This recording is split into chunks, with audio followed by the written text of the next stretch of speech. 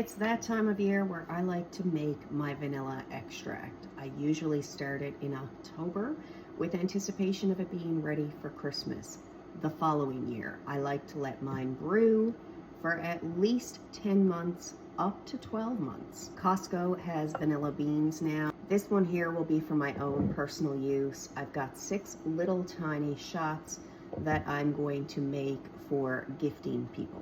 Before I show you how to make that vanilla extract yourself homemade, let's talk about my little obsession with vanilla. This one here was gifted to me by my brother when he vacationed last. He brought this back. It's one of the best I've ever had. It's barely a quarter full now. These 2 here were brought back to me from my other brother. I have 3 brothers.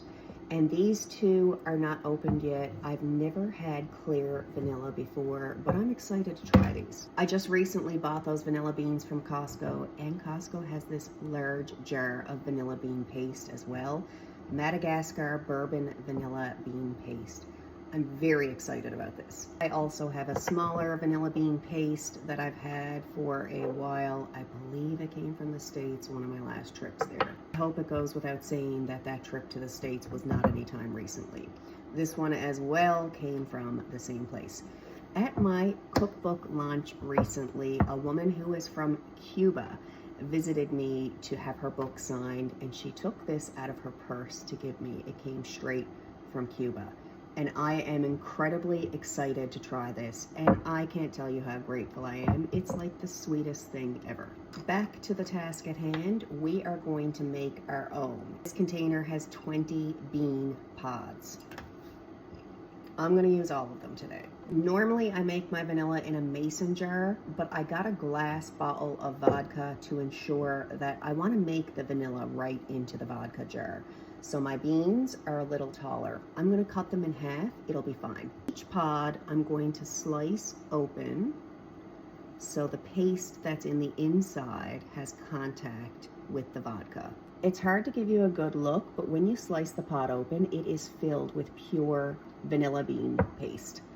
Those will have direct contact with the vodka. I'm also gonna snip the back end off so that it's entirely opened.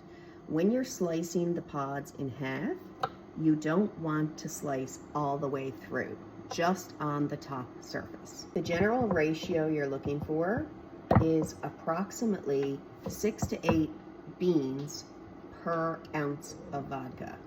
That would mean I would need like more than 80 beans in here, and I'm not doing that.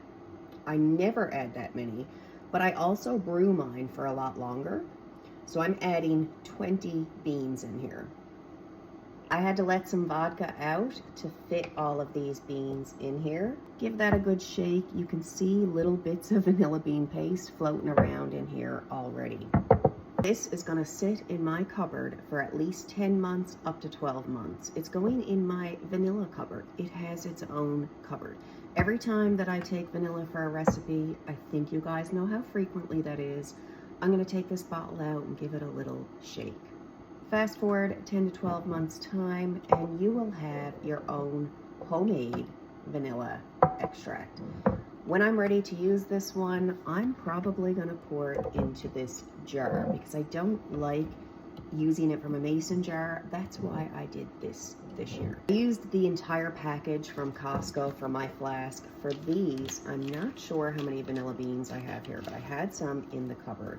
Looks like I have 8. The smell of vanilla and vodka, it's a beautiful, fabulous smell. If you're gonna make your own vanilla, you should really label the container so you know when you put it in.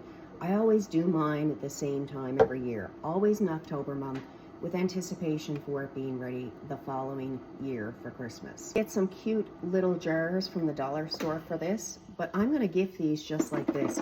I think it's adorable. That's my ice maker. Now you know all about my little vanilla obsession and how to make it yourself at home.